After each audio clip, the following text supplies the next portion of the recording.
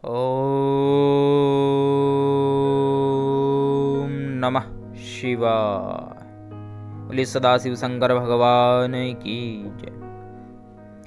आज भगवान शिव की अनंत अनुकंपा से, भगवान की कृपा से, क्योंकि बिना भगवान शिव की अनुकंपा के कोई भी कार्य संभव नहीं है, उन्हीं की परम अनुकंपा से हम आज से श्री शिव पुराण जी की जो सीरीज है यूट्यूब पर आरंभ करने जा रहे हैं, क्योंकि बड़ी ही महिमा भगवान शिव की है। आदि और अनंत काल से भगवान इस सृष्टि में विद्यमान है। उन्हीं के द्वारा, उन्हीं की महिमा का जो बखान करता है ऐसा जो पुराण है शिव पुराण है। तो शिव पुराण के विषय में हम निरंतर प्रतिदिन वीडियो डालते रहेंगे और आप भी श्री शिव पुराण जी की कथा का, उसको समझने का प्रयास करें। बड़ा ही आनंद आपको अपने जीवन में और जीवन को जीने में आएगा। तो चलिए सबसे पहले जानते हैं कि शिव पुराण क्या है। शिव पुराण जो भी शैव संप्रदाय से जुड़े हुए लोग हैं, यानी जो भगवान शिव को अपना इष्ट मानते हैं, भगवान शिव के लिए अपना सब कुछ समर्पित करने के लिए हमेशा तत्पर रहते हैं, वह है शिव संप्रदाय के लोग। तो उन्हीं के लिए परम आवश्यक है। जो नहीं जुड़े हुए हैं उन सभी के कल्याण के लिए भी यह पुराण अत्यंत महाभाग्य प्रदान करने वाला और भगवान शिव की अनंत कृपा दिलाने वाला ये पुराण है। इसमें भगवान शिव की महिमा का बखान किया गया है, उनकी उपासना की विस्तार पूर्वक चर्चा की गई है कि किस प्रकार से भगवान का पूजन करना चाहिए, किस प्रकार से उनके शिवलिंगों की स्थापना की जाती है, क्या उनकी पूजा पद्धति है, क्या भगवान की कथाएं हैं, किस प्रकार से उन्होंने भक्तों के ऊपर उपकार किए हैं। क्योंकि भगवान शिव स्वयंभू हैं, शाश्वत हैं, सर्वोच्च सत्ता के अधिपति हैं, क्योंकि उनकी कृपा के बिना कोई भी सत्ता कहीं स्थापित नहीं हो सकती, क्योंकि वह आदि और अंत से परे हैं और अनादि काल से विराजमान हैं भगवान शिव। शिव पुराण, इसमें भगवान शिव की चर्चाएं हैं, उनका जो परिवार है, माँ पार्वती, कार्तिकेय जी, गणेश जी, नंदी जी और उनके जो प्रेतादि गण हैं, विस्तार रूप से उनका बखान और उनकी कथाओं का बखान किया गया है। शिव पुराण 24,000 श्लोकों में वर्णित है। तो सबसे पहले जानते हैं शिव पुराण का महात्म्य, किसको पढ़ने से, इसका रसपान करने से, सुनने से किस फल की आपको प्राप्ति होने वाली है। चलिए जानते हैं। प्रथम श्लोक है, भवाब्धिमग्नम देनम माम समुद्धार भवार्णवाद कर्मग्राह ग्राहितांगम दासो हम तब शंकरा। हे प्रभु, आप दीनों के दीनानाथ हैं, प्रत्येक भक्त पर आप कृपा दृष्टि, कृपा छाया करने वाले हैं। जो भी कर्म है, अकर्म है, सब आपके श्री चरणों में समर्पित करके आपकी इस कथा में, आपके इस पुराण में मैं प्रवेश कर रहा हूँ। बोले सदाशिव शंकर भगवान की जय हो।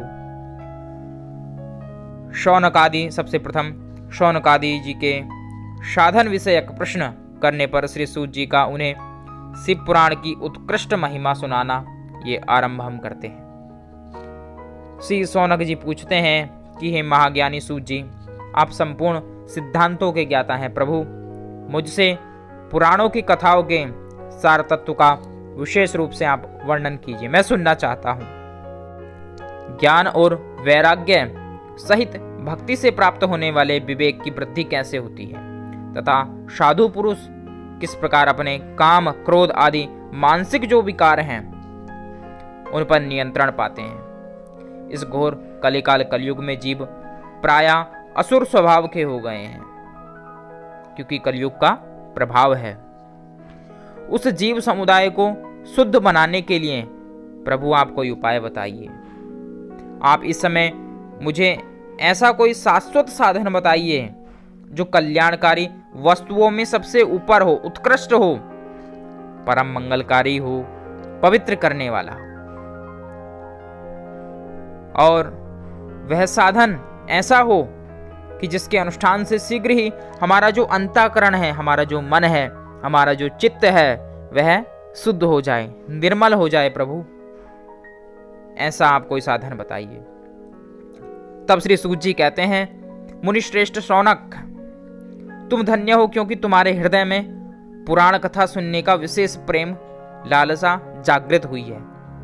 क्योंकि हर किसी के हृदय में, हर किसी के मन में भगवत कथा, भगवान के प्रति प्रेम, समर्पण, भक्ति जागृत नहीं होती। यह केवल सौभाग्य से ही और भगवान की अनंत कृपा से ही हमें प्राप्त होता है।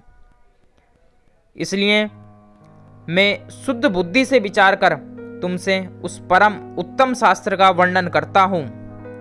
वत्स, वह संपूर्ण शास्त्रों के सिद्धांतों से संपन्न, भक्ति आदि को बढ़ाने वाला और भगवान शिव को संतुष्ट करने वाला है।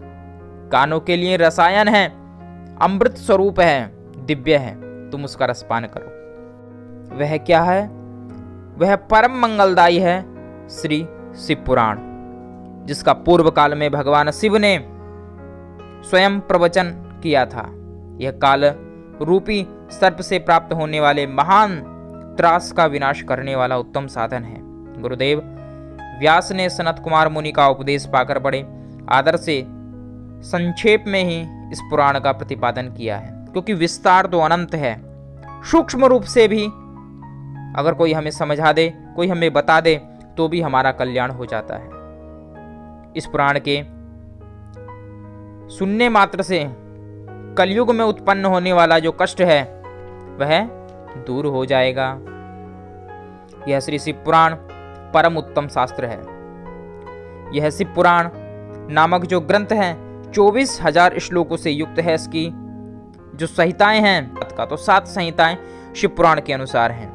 मनुष्य को चाहिए कि वह भक्ति, ज्ञान और वैराग्य से संपन्न हो, बड़े आदर से इसका रसपान करें। 7 संहिताओं से यह युक्त दिव्य शिव महापुराण पर ब्रह्म परमात्मा के समान विराजमान है, सबसे उत्कृष्ट गति प्रदान कराने वाला है। जो निरंतर अनुसंधान पूर्वक इस पुराण को वाचता है, यानी कुछ ना कुछ हर बार आप इसका पाठ करेंगे या सुनेंगे, कुछ ना कुछ नया आपको सीखने को प्राप्त होगा। तो बड़े प्रेम से शंका को त्याग कर, क्योंकि जब हम कोई कथा सुनते हैं तो उसमें शंका नहीं होनी चाहिए। वह विषय है भक्ति का, वह विषय है मनन का। सोचना विचारना चाहिए कि प्रभु की इतनी लीलाएं हुई हैं और हम उसमें सम्मिलित नहीं हो पाए। कैसे हम सम्मिलित हों प्रभु की लीला में, कैसे सम्मिलित हों उनके भक्तों में। उस पर भगवान की अनंत कृपा हो जाती है। और जो बड़े प्रेम और भाव के साथ प्रतिदिन आलस्य से रहित होकर रेशमी वस्त्र आदि को धारण करके शिव पुराण का पूजन करता है, उसके पश्चात उसका रसपान करता है, वह धर्म, अर्थ, काम और मोक्ष जो 4 पुरुषार्थ हैं उसके सिद्ध हो जाते हैं। धर्म यानी उसका जो मन है वह धर्म में अवश्य लगता है, धार्मिक कर्म को वह करता है और धर्म की वृद्धि करने वाला होता है। दूसरा पुरुषार्थ अर्थ यानी धन की प्राप्ति, वह अर्थ। काम यानी आपकी जो इच्छाएं हैं वह स्वतः पूर्ण होने लगे भगवान की कृपा से। मोक्ष यानी भगवान का परम धाम। तो धर्म, अर्थ, काम, मोक्ष 4 पुरुषार्थ सिद्ध हो जाते हैं। कब? जब बड़े प्रेम और भाव के साथ भगवान की इस कथा का रसपान किया जाता है। बोलिए सदाशिव शंकर भगवान की जय।